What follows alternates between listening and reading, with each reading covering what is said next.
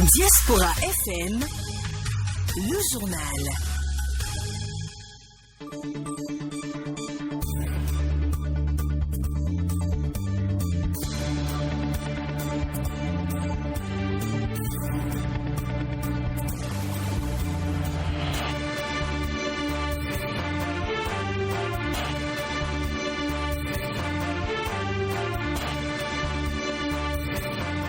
Mesdames et messieurs, bonjour. Ravi de vous retrouver pour cette édition de l'actualité. Voici le sommaire du journal.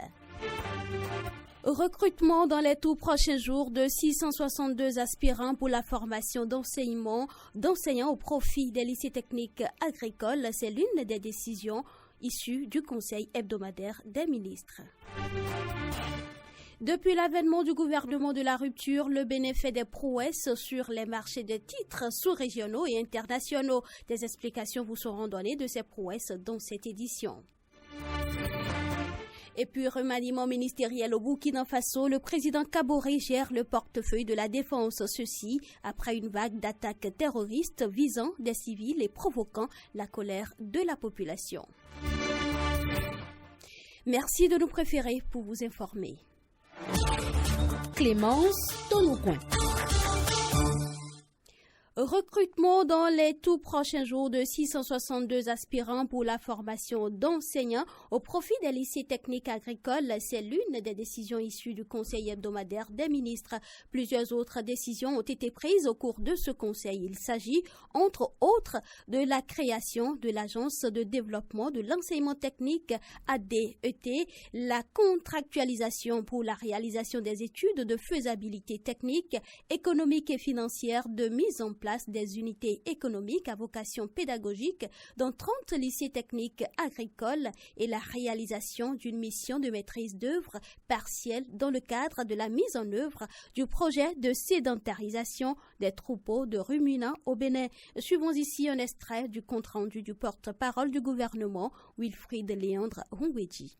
Au chapitre des mesures normatives, la création de l'Agence de développement de l'enseignement technique. Cette agence aura pour objectif global 2. Coordonner la réalisation des études, la mise en place d'infrastructures et des équipements de formation adéquats, conduire l'élaboration des programmes de formation adaptés aux besoins du marché du travail, la formation des enseignants formateurs de qualité, accompagner l'institutionnalisation d'une gouvernance du secteur de l'enseignement et la formation technique et professionnelle pouvant permettre d'assurer une formation de qualité aux jeunes béninois, garantissant ainsi leur employabilité. Elle sera placée sous la tutelle de la présidence de la République. Au titre des autres mesures normatives, le Conseil a adopté les décrets portant attribution, organisation et fonctionnement du ministère du Développement et de la coordination de l'action gouvernementale, modification des statuts de la Société nationale de mécanisation agricole, puis nomination des membres de son conseil d'administration ainsi que des commissaires aux comptes près la dite société. Au chapitre des communications, nous avons en point 1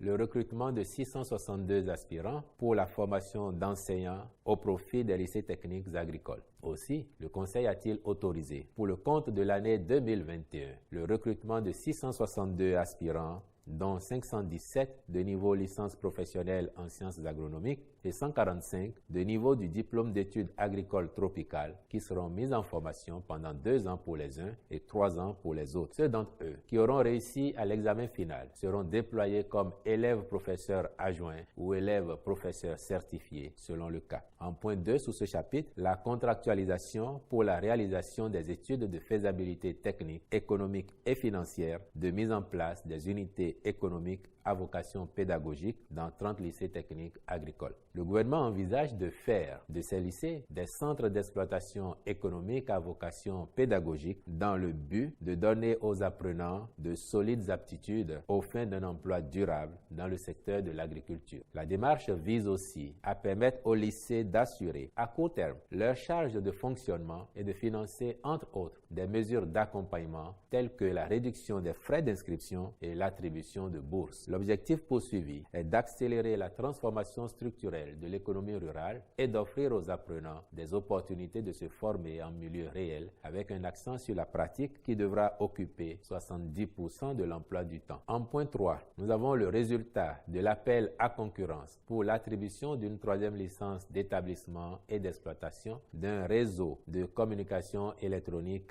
mobile. En point 4, sous ce chapitre, nous avons la réalisation d'une mission de maîtrise d'œuvre partielle dans le cadre de la mise en œuvre du projet de sédentarisation des troupeaux de ruminants au Bénin. Au regard de l'importance de ce projet, visant à moderniser les pratiques d'élevage ainsi que l'amélioration des revenus et des conditions de vie des éleveurs, le ministre de l'Agriculture, de l'Élevage et de la Pêche veillera à la bonne exécution du contrat assigné avec le cabinet spécialisé identifié. Toujours au cours de ce point de presse, un coin de voile a été levé sur le dossier de trafic de drogue dans lequel il y a eu des arrestations cette semaine. Wilfried Léandre Hongwedi, secrétaire général adjoint et porte-parole du gouvernement. La réaction de l'État du Bénin, déjà de la police et de la justice, qui ont conduit les opérations, cette réaction de l'État du Bénin doit nous rassurer. Rassurer de ce que c'est toujours le principe de la tolérance zéro à l'égard de ce trafic et de ses acteurs. Et donc la justice étant saisie du dossier, vous avez dit que des arrestations ont eu lieu. La justice va continuer son travail, sans doute avec la police, pour des enquêtes nécessaires. Et puis, nous serons tous informés, le moment venu, des tenants et aboutissants réels de ce dossier, de l'implication des uns et des autres ou de leur non-implication. Et dans tous les cas, le Bénin restera un espace où il sera fait tolérance zéro à la pratique du trafic de drogue. La journée de la Renaissance scientifique de l'Afrique a été officiellement lancée ce mercredi par le directeur de cabinet du ministre de l'Enseignement secondaire et de la Recherche scientifique, professeur Rogatien Tossou. La dite journée est célébrée tous les 30 juin dans chaque pays de l'Afrique. Cette activité est organisée par le Centre béninois de la recherche scientifique et de l'innovation. Écoutons ici un extrait du discours du directeur de cabinet Rogatien Tossou. Les manifestations marquant la journée de la Renaissance scientifique de l'Afrique offrent depuis 1987 l'occasion aux scientifiques et chercheurs de l'Afrique de célébrer la science, la recherche scientifique et l'innovation. Ces manifestations ont démarré au Bénin en 1994 et depuis lors, la date du 30 juin est devenue une journée mémorable pour la communauté scientifique de notre cher pays, le Bénin. Le thème de la conférence inaugurale de cette année est bel et bien « Quelle démarche pour une meilleure contribution de la recherche scientifique au développement en Afrique francophone ?» Le Bénin, à l'instar de beaucoup de pays africains, est confronté à des problèmes relatifs à la sécurité alimentaire, l'énergie, l'environnement, l'éducation et l'emploi des jeunes, les technologies de l'information et de la communication, la santé et principalement la pandémie de la COVID-19, auquel la recherche scientifique et l'innovation devraient apporter des solutions appropriées pour l'atteinte des objectifs du développement durable. Il est à noter que depuis l'avènement de la rupture, plusieurs résultats ont été atteints par la recherche en général et le CBRSI en particulier. On peut, entre autres, citer en matière d'exécution des activités de recherche et d'innovation, le CBRSI a conduit au total une quarantaine de projets de recherche scientifique et d'innovation au profit de ces 10 instituts et laboratoires de recherche, et ceci de 2016 à 2020. Évalués à 140 millions, ces recherches ont fait l'objet de publications et de communications dans les revues scientifiques. Ils ont impacté les secteurs des énergies renouvelables, de la lutte contre l'érosion côtière, de la valorisation de la spiruline, de la protection des plantes médicinales en voie de disparition, de la production intensive d'ananas grâce à la technique des phytoplants, de l'universitaire de la production des traites de noix locales, de la valorisation de nos langues nationales, etc. Je vous le disais en titre, depuis l'avènement du gouvernement de la rupture, le Bénin fait des prouesses sur les marchés des titres sous-régionaux et internationaux. Dès lors, le pays arrive à avoir des financements quand il exprime la demande. Qu'est-ce qui explique de telles avancées? La rédaction de Diaspora FM a posé la question au journaliste spécialiste des questions économiques Casimir Pédior et l'économiste Stéphane Torra, suivant leurs réponses. À l'orée donc de l'année 2021, le Bénin est le premier pays à aller donc faire un emprunt sur une maturité de 11 ans et de 30 ans. C'est une innovation. Le Nigeria a emboîté le pas au Bénin. Des pays comme le Ghana, le Niger sont aujourd'hui en train d'aller à l'école. Et le Bénin est devenu l'expert en termes donc des taux les plus bas, des coupons les plus bas sur le marché international. On l'a vu aussi depuis le 17 juin dernier où le Bénin est allé sur le marché domestique proposer 5,25% contre 6,10%, mais c'est un avantage qui doit tomber dans nos paniers respectifs à la maison. Que chaque Béninois aujourd'hui puisse donc prendre ces performances-là, puisse donc prendre la balle au rebond et aller sur ces marchés-là pour pouvoir offrir le meilleur donc en termes de prestations, en termes donc de services, de plus-value, que nous commencions donc par développer cela. Qu'est-ce que je veux dire en le disant? Que les entreprises commencent donc par aller sur le marché pour demander donc le financement nécessaire pour pouvoir installer des industries. Et à chaque fois que le Bénin postule, demande des soutiens financiers sur les marchés des titres, le Bénin recueille au-delà de ce qu'il a demandé. Ce qui prouve que le Bénin a une garantie que les gens approuvent, ce qui rassure de la bonne santé de l'économie béninoise. Qu'est-ce qui fait qu'à chaque fois que le Bénin se présente sur le marché financier, il recueille au-delà de sa demande? On va partir du rebasage. Lorsque le Bénin a proposé et a soumis au niveau du Fonds monétaire international la nouvelle base sur laquelle il faut voir les performances, mais cette rebasage est passée. Et c'est une prouesse puisque aucune nation n'a proposé une telle réforme. Déjà, ça fait un. Secondo, lorsque cette performance est réalisée par le Bénin, ça l'a propulsé de pays pauvres au rang de pays à revenus intermédiaires. Une prouesse que nous n'avons jamais eue jusque-là. Et ce n'est pas fini. Lorsque le programme Bénin Révélé est conduit de main de maître par le président et son gouvernement, le président essaie d'associer à chaque fois les institutions qui se connaissent, qui sont expertes dans les domaines, surtout au niveau financier. Donc, on se rapproche du Fonds monétaire international, on se rapproche de la Banque mondiale, on sollicite les experts de la Banque africaine de développement pour pouvoir conduire à bon bout ces réformes-là. Et le résultat est là et tout le monde apprécie le résultat 3 ans plus tard, parce que ça a un peu tardé, mais 3 années plus tard, tout ce que nous avons englouti dans ces réformes, on a commencé par les récolter. La plus grande prouesse, c'est l'eurobond, la seconde demande de l'eurobond qui a été un record sur le plan africain parce qu'aucun pays africain n'a été dans ce eurobond-là. Mais le Bénin a réalisé l'eurobond pour pouvoir continuer de financer ces infrastructures, continuer de financer la construction des routes. Donc, la prouesse du Bénin, c'est d'abord les réformes mises en place et conduites de main de chef par le président et l'ensemble de son gouvernement. Ce journal se poursuit depuis quelques jours. Des publications sur les réseaux sociaux reprises par certaines presses écrites font état de ce que les chenilles légionnaires ravagent nos champs de maïs et il y a risque de famine. Plusieurs autorités du secteur agricole ont réagi suite à cela. Suivons ici le directeur de la production végétale du ministère de l'Agriculture, de l'Élevage et de la Pêche, Roland Justin Bossou et Paulin Eroskiki, producteur de maïs à Adjoun. Effectivement, la chenille légionnaire d'automne, communément appelée Frugiperda, Spodoptera frugiperda, est présente au Bénin, tout comme en Afrique et dans le reste du monde. Actuellement, nous n'avons pas les statistiques, mais la situation n'est pas alarmante. Il faut dire que, selon la littérature, cette chenille se nourrit de plusieurs plantes, plus de 80 espèces de plantes. Non seulement le maïs, mais il y a le riz, le sorgho, le mil et beaucoup d'autres plantes. Elle trouve son intérêt beaucoup plus sur le maïs, sur n'importe quelle variété du maïs. Donc, actuellement, je sais que dans des centres de recherche, non seulement au Bénin, à l'Institut national de recherche agricole, mais également dans le monde entier, des recherches se poursuivent pour pour essayer de trouver des variétés peut-être qui puissent être résistantes à cette chenille. La chenille légionnaire existe dans mon champ. Elle est en train de ravager mon champ. Nous avons des méthodes de lutte contre. Nous avons la solution Pamida. Après la solution Pamida, nous avons également aussi l'huile de Nîmes. Les grandes orientations du budget de l'État exercice 2022 étaient au cœur d'un échange ce mardi au Parlement. Le ministre d'État chargé de l'économie et des finances, Romuald Wadaï, est allé présenter aux députés de la 8e législature les grandes orientations du budget de l'État exercice 2022.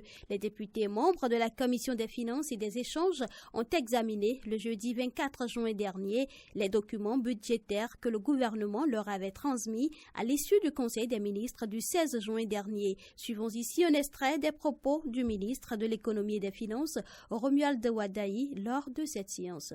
S'agissant de déficit d'industrialisation, vous savez, quand vous observez la progression des pays qui sont passés de pays pauvres à pays moins pauvres et puis pays développés, vous regardez la structure de leur PIB, c'est-à-dire la production de richesse. Vous regardez, quand on regarde 100 de richesses produites, d'où viennent les 100? Vous avez noté que la transformation structurelle du développement est passée systématiquement, sans exception, par le développement du secteur secondaire. Quand on prend la production intérieure brute, donc les richesses produites, on classe l'origine des recettes par 3 familles. Le secteur primaire, donc c'est l'agriculture. Le secteur secondaire, c'est la transformation de ces produits. Et le secteur tertiaire, c'est les services. Les banques, l'assurance et tout ce qui est service. Vous ne pouvez pas développer votre économie en restant un pays avec un secteur primaire confortable, mais avec un secteur secondaire inexistant ou très faible. Le paysan qui passe 10 heures au champ gagne moins que quelqu'un qui est au secteur le plus haut et qui fait 10 heures. Un médecin, l'avocat qui passe 10 heures va être payé plus cher que le paysan qui passe 10 heures au champ, et l'ouvrier qui passe 10 heures sur une machine, un technicien qui passe 10 heures sur une machine va être mieux payé que le paysan. Donc c'est classiquement, plus on monte dans le secteur, plus la valeur ajoutée, la richesse individuelle captée par l'acteur économique est forte. Donc si vous voulez transformer votre économie, il faut absolument passer par l'élargissement de ce secteur secondaire. Donc l'industrialisation, une industrialisation sélective, une industrialisation ciblée sur les atouts du secteur primaire, donc dans notre cas, la transformation de nos matières agricoles. Et ça, c'est cette préoccupation qui a fait que depuis 2017, nous avons démarré des discussions qui ont abouti l'année passée à la création de la zone industrielle de Glodibé, qui est une zone industrielle destinée à la transformation de nos produits agricoles. Et là, déjà, nous avons 3 grands projets qui sont en cours, dont le premier qui est le projet de transformation du coton. Arrêter d'envoyer des fils de coton, mais réussir à envoyer des tissus totalement finis. Tout le monde, on en a parlé depuis longtemps, mais il n'était pas envisageable de lancer des projets de cette nature quand vous n'avez pas le cadre réglementaire. L'environnement d'affaires n'existe pas. Ce n'est pas à l'État de le faire. L'État peut accompagner, mais l'État seul, aujourd'hui, nous n'avons pas fait l'option que l'État seul revienne dans le secteur productif, tout seul. Vous le savez, le gouvernement béninois a initié un programme de construction de 20 000 logements sociaux et économiques au Bénin. 10 849 logements sociaux sont actuellement en cours de construction à Rouedo, dans la commune d'Abomey-Calavi. Découvrons à travers ce reportage de Arnaud Moriagoua l'état d'avancement des travaux en cours de réalisation par la société immobilière et d'aménagement urbain SIMO. Situé dans la commune d'Abomey-Calavi, Rouedo accueille le programme de construction de logements sociaux et économiques au Bénin. Quel est l'état d'avancement des travaux? Yves Zounon, ingénieur projet SIMO, nous en parle. Ici à Rouedo, nous avons la construction de 10 849 logements sociaux et qui sont essentiellement constitués des bâtiments de type F4, c'est-à-dire un salon, 3 chambres équipées de douches, de cuisine et autres. Nous avons déjà eu à réaliser tout ce qui est travaux de viabilisation, c'est-à-dire les travaux d'amener d'électricité, d'eau, de fibres optiques. Aujourd'hui, nous sommes à un taux d'exécution des travaux de 17% et nous comptons finir la réalisation des travaux pour la première phase d'ici février 2022. Essentiellement, nous avons les travaux de gros œuvres.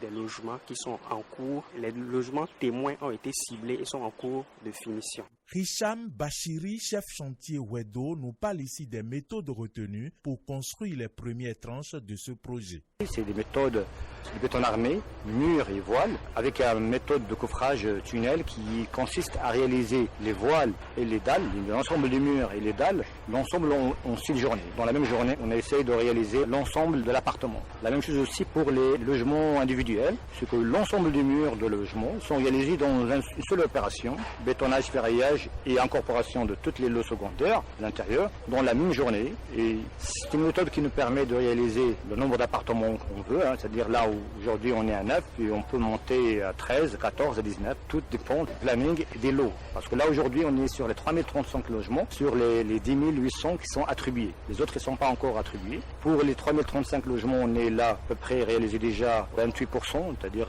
de ces bâtiments, c'est-à-dire en gros œuvre, et que c'est la finition n'a pas encore commencé, mais il va suivre, avec un rythme de 15 logements au jour. Wedo, la cité nouvelle, changera de visage après ces travaux, nous dira l'ingénieur projet Simo. Au-delà des logements qui sont construits ici, il y a des équipements sociaux communautaires qui sont prévus. Je veux parler des supermarchés, je veux parler des églises, des mosquées, des écoles publiques et primaires et secondaires. Et nous avons aussi tout un espace paysager qui est aménagé. C'est-à-dire, je veux dire, il y aura des bancs publics, il y aura de la verdure, beaucoup de verdure. En tout cas, tout ce qu'il faut pour faire vivre une ville moderne. Ainsi, au terme des travaux, une ville moderne verra le jour au cœur de la commune d'Abomey-Calavi pour la satisfaction des populations.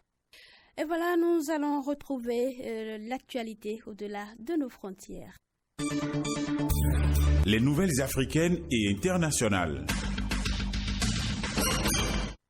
Au Burkina Faso, le président Roch Marc Christian Kaboré a procédé à un réaménagement de son équipe. Chérif Si, qui était jusque-là le ministre de la Défense, quitte le gouvernement, ainsi que Oseini Compaoré, le ministre de la Sécurité. Ils font les frais des dernières attaques à Solane contre une équipe de la police nationale le 21 juin dernier. Les populations avaient exprimé leur colère face à la recrudescence de la violence et la violence donc attribuées au groupe djihadiste. Dans la nouvelle équipe, le président conserve lui-même le portefeuille de la défense et des anciens combattants. Le président kenyan Kenyatta est à Paris pour évoquer l'avancée du partenariat franco-kenyan. Emmanuel Macron avait fait une visite historique à Nairobi en mars 2019, la première d'un président français depuis l'indépendance kenyane. Kenyatta s'était rendu à Paris en octobre dernier. Il est de nouveau en France ce jeudi pour une 3e rencontre bilatérale en 3 ans. Le projet d'Emmanuel Macron est de renforcer la présence française en Afrique de l'Est et pour cela de privilégier le partenariat avec le Kenya est donc toujours sur les rails, mais tout n'est pas facile.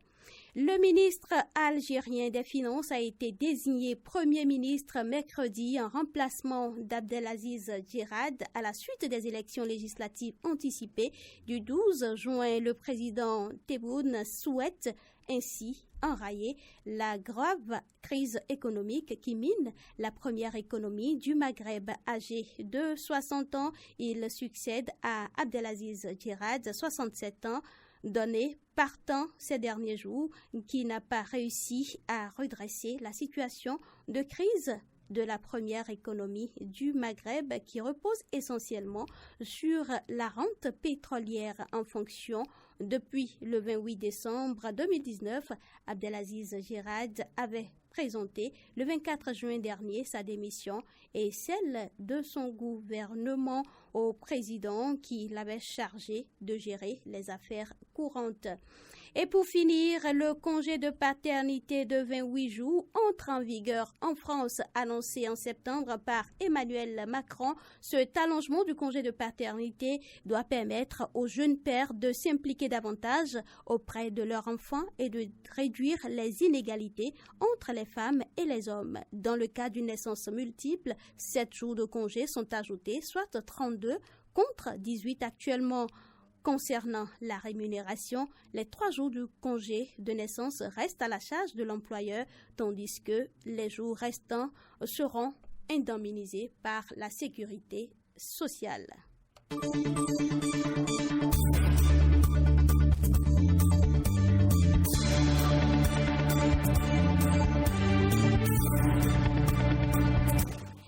Mesdames et messieurs, c'est la fin de cette édition mise en onde par Gérard Roussa, chef d'édition d'Orcas à Ouangan, présentation Clémence Tonoucoin. Merci de votre fidélité sans cesse renouvelée.